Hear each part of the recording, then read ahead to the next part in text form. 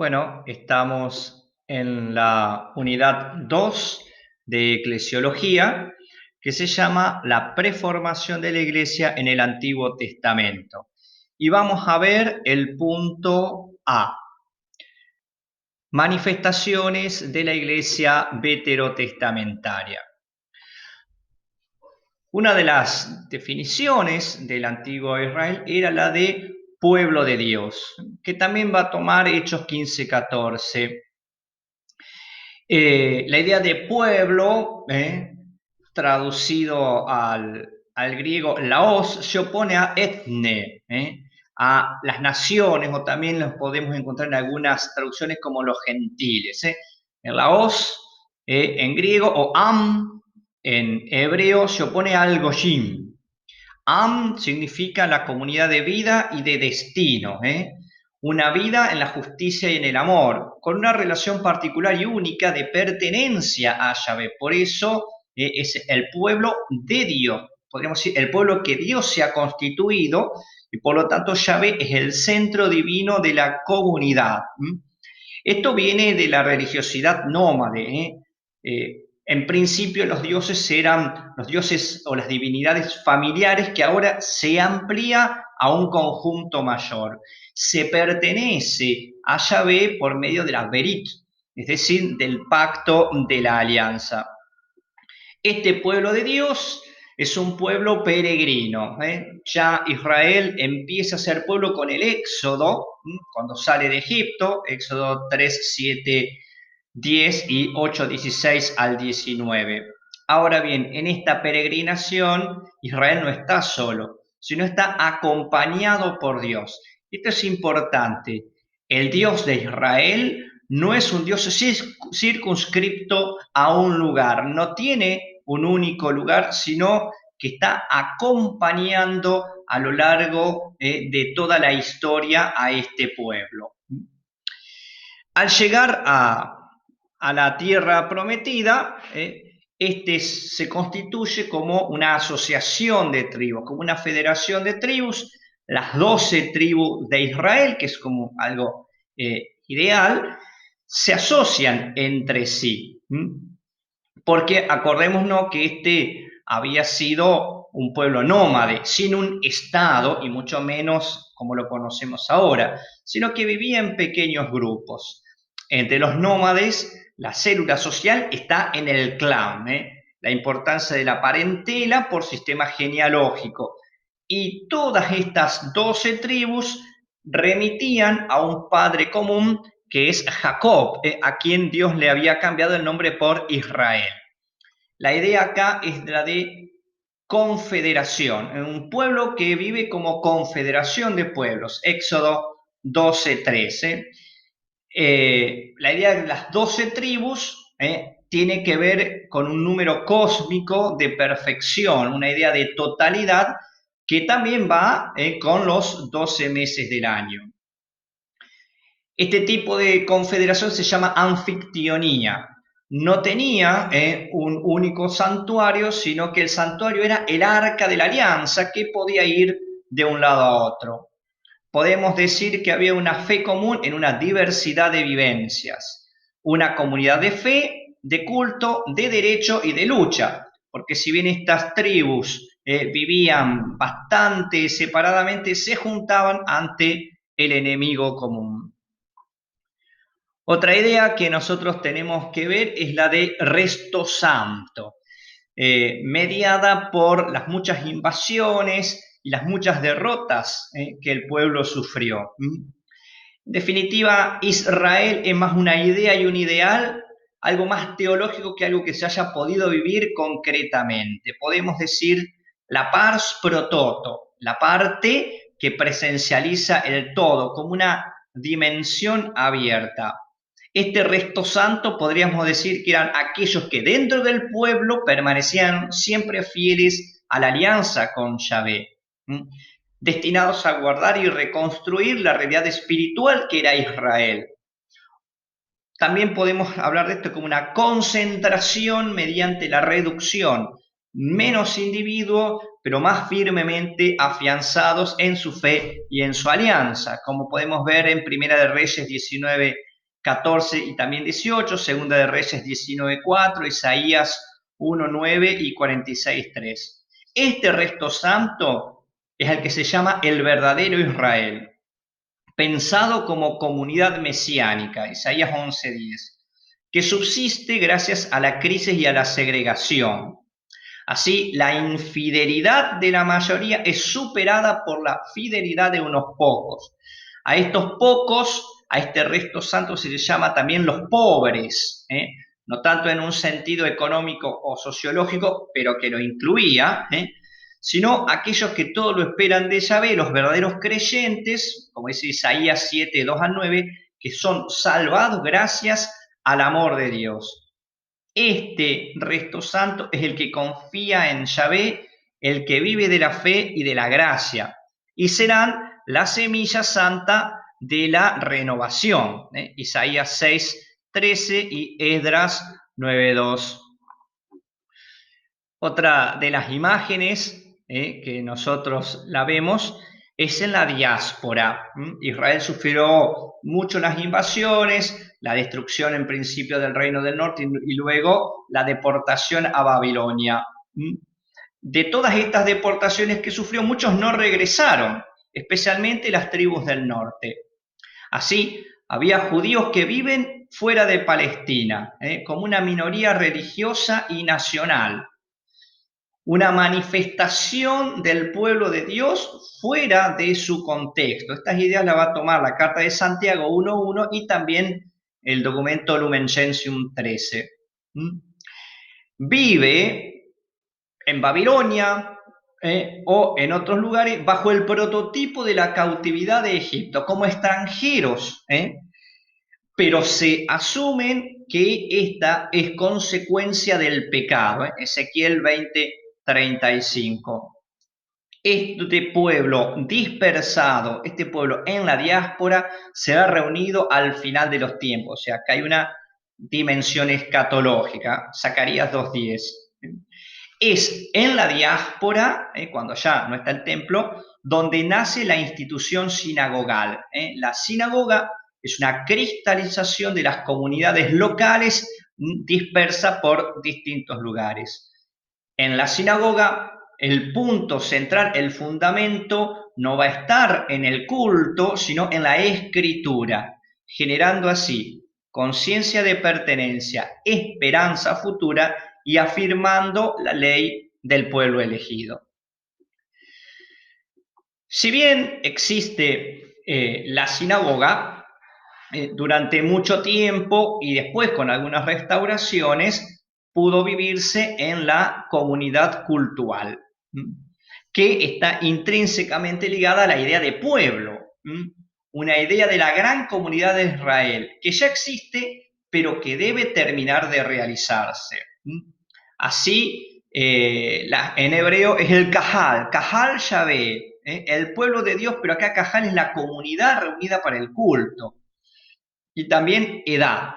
Esto se va a traducir Kahal por eclesía, que es la asamblea del ciudadano. Eclesía en griego es la asamblea del ciudadano, pero que se va a tomar con un sentido cultural para traducir Kahal, y sinagogué, que es la comunidad religiosa judía y su lugar de reunión. Ahora bien, la comunidad cultural no es una forma estatal de comunidad. Lo que pasa es que tenemos que ver que Israel fue siempre una teocracia, no hay una idea religiosa separada de la del Estado.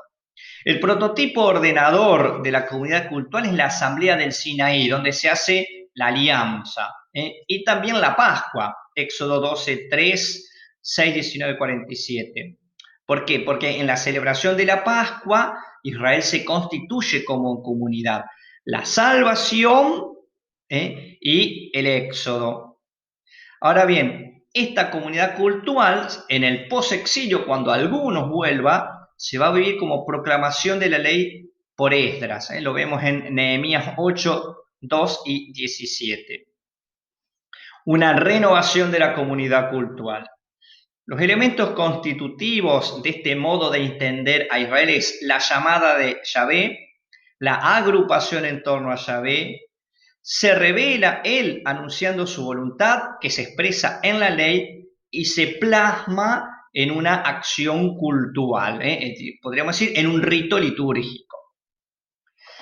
Ahora bien, el culto se fue realizando y fue pasando desde cualquier lugar acompañando al Arca de la Alianza a la ciudad santa de Jerusalén. Esto tiene que ver un poquito con la conquista de Jerusalén y ponerla como centro del reino de David.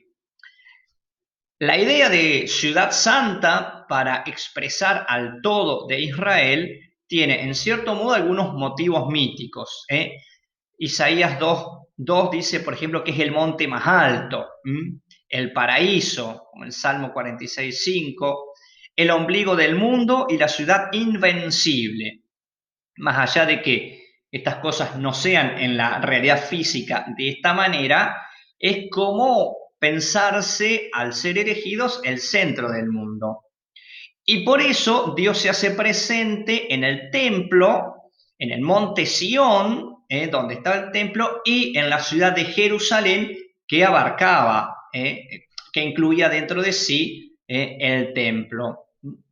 Junto con Ciudad Santa, Jerusalén, también se pone como sinónimo Monte Sión, que es donde estaba asentada esta ciudad. Es el centro determinante. Son paralelos de Israel, símbolos del pueblo elegido. Ahora bien, pasado a nuestra vivencia cristiana, nosotros también hablamos de la ciudad santa, la Jerusalén celestial, pero ya no tendrá un motivo geográfico. Los salmos nos hablan de Jerusalén como ciudad madre y ciudad escatológica, donde se reunirán los dispersos y donde de muchas naciones irán afluyendo, irán yendo a Jerusalén. ¿Por qué? Pensemos en la época en que se vivía. Una ciudad que era amurallada, era seguridad, refugio, protección y por lo tanto se identificaba con la noción de patria. Por ejemplo, Isaías 26:1 y el Salmo 122. Estas ideas la van a tomar en el Nuevo Testamento la carta a los Filipenses 3:20, Hebreos 13:14 y sobre todo el Apocalipsis, en el capítulo 21, donde dice, vi la nueva Jerusalén, que descendía del cielo, revestida como una novia preparada para su esposo. Otra de las nociones que nosotros tenemos que utilizar para comprender este anticipo de la iglesia en el pueblo de Israel es la de reino de David. Israel pasó de ser un conglomerado de clanes a una federación de tribus y luego, un poco con Saúl, pero no tanto, y sí con David, se unifica. Es ahí que Jerusalén se conquista, pertenecía a otros grupos étnicos y se erige como capital del reino unificado de David. Así Jerusalén va a quedar unida a la monarquía davídica y se la llamará Ciudad de David. Israel pasa a estar bajo una nueva forma política, la de reino, la de nación y la de Estado. En realidad no era este el plan de Dios, pero Dios acepta, aunque esto tiene un precio, la secularización y el mestizaje. Debido a las alianzas dinásticas de David y sobre todo de Salomón, se va a mezclar mucho, no solo con otras personas, sino con otras ideas y se va a ir contaminando la fe de Israel. Sin embargo, la idea de reino de David subsiste en la mente del pueblo como el periodo ideal de Israel, como el cumplimiento de las promesas y una forma de esperanza futura, una forma de la restauración un día de Israel.